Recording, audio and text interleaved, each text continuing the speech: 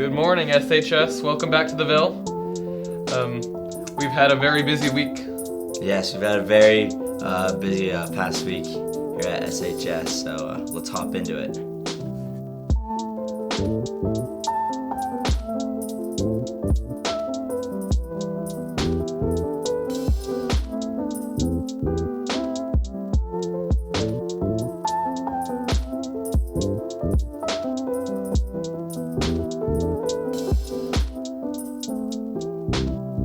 Did you do Questival, Johnny? No, I did not. Did you? I did do Questival. It was a lot of fun. There's lots of challenges to do, and Yep. it was just a blast. You know?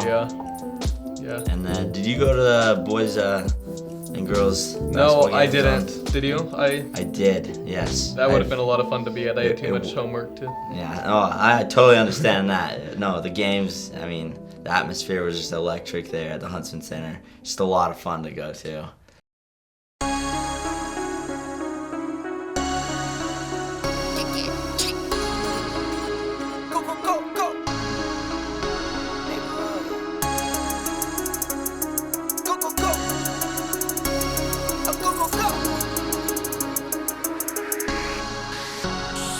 Hit for my wins, I need my ends. This life is real, if they pretend.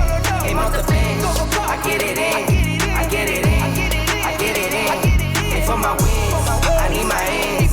This life is real, if they pretend. Came off the bench, I get it in, I get it in, I get it in.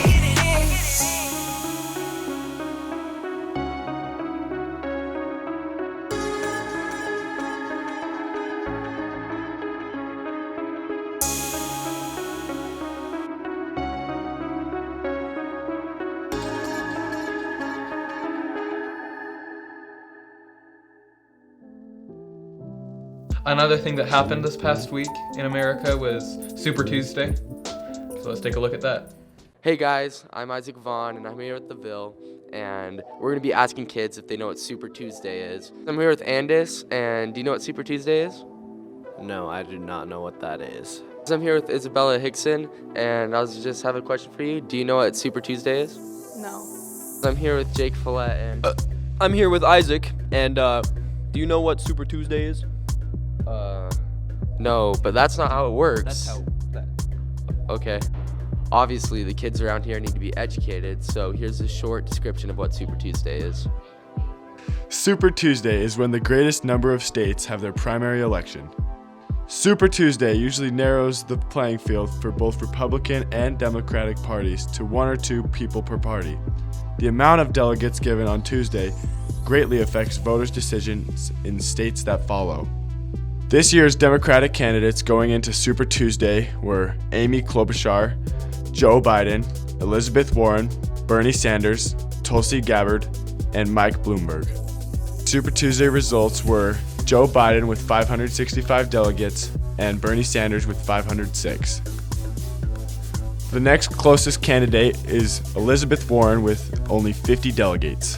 As for the Republican candidates, Trump is blowing Bill Weld out of the water with 859 delegates to 1. That was really interesting. Thanks for informing all of us about Super Tuesday. I have Mr. Lister here with us at the desk. So remind me, what do you teach here at the school? So I teach U.S. history, concurrent enrollment U.S. history, and American civil rights.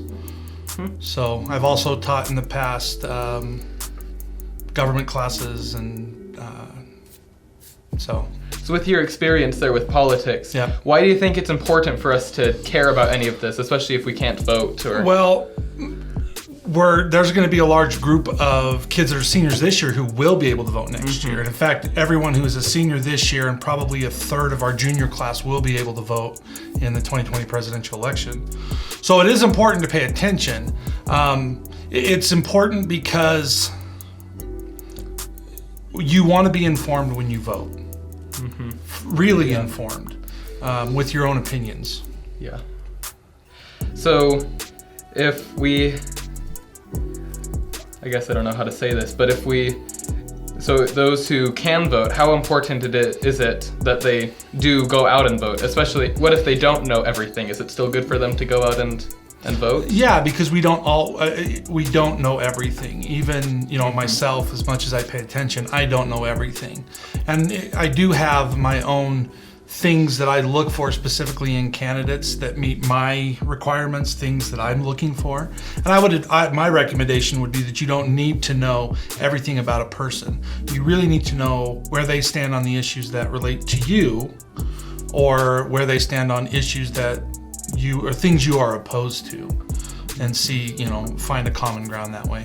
Yeah, so with finding the common ground and looking at other sides of the political issues, I've seen a lot of people who are very strong in one aspect. Yeah. Do you see a problem with that, with just not? Well, the biggest problem is that we have to remember that your political candidate of choice or my political candidate of choice, especially through the primary system, may not be the guy or woman who becomes the candidate for that, in this case, the Democratic Party. Yeah. I think we know who the Republican candidate for president is going to be, barring some unforeseen circumstances. It's going to be President Trump. And it's the Democrats trying to figure out. And so there's a big contingent of support. And I think Bernie won Utah on Super Tuesday. There's a possibility that Bernie's not the Democratic candidate. There's every likelihood it's going to be Joe Biden.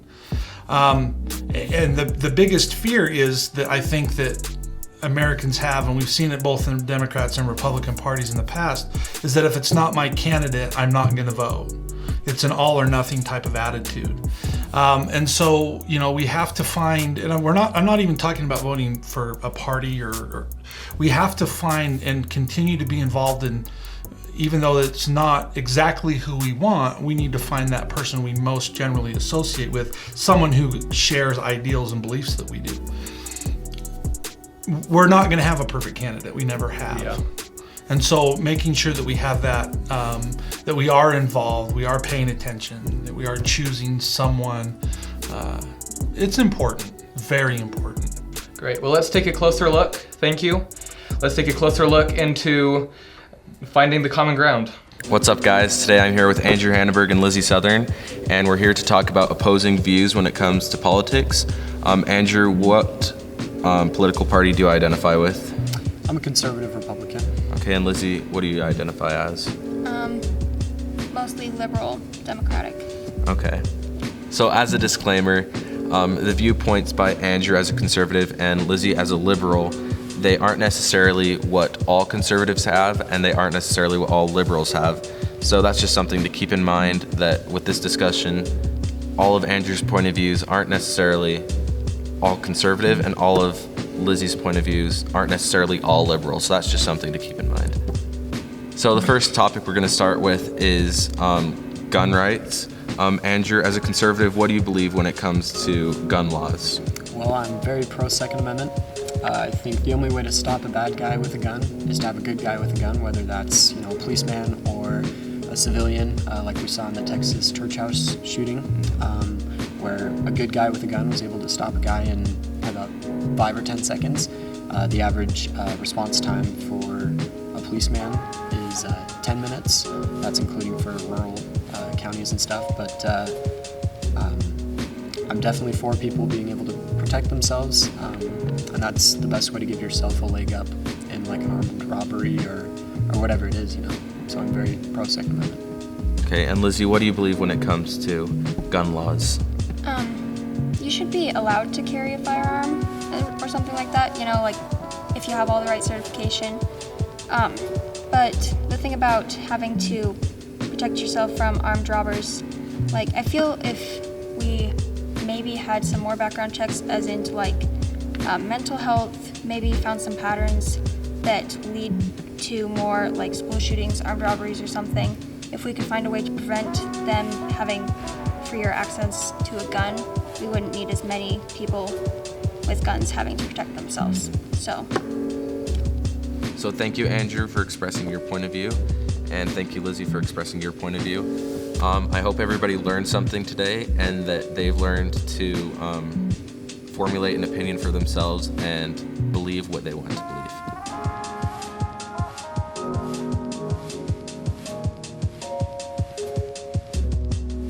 All right, thanks, Caleb. I think we now have an awesome opportunity to understand people more, I think, we should definitely start trying to, listen to people instead of just like attacking them, especially when it comes to the... Don't be aggressive, don't even be defensive, just understand each other's viewpoints. Understand each other when it comes to politics.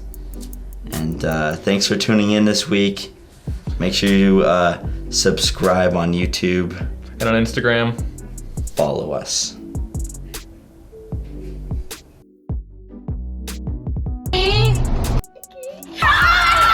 Liar!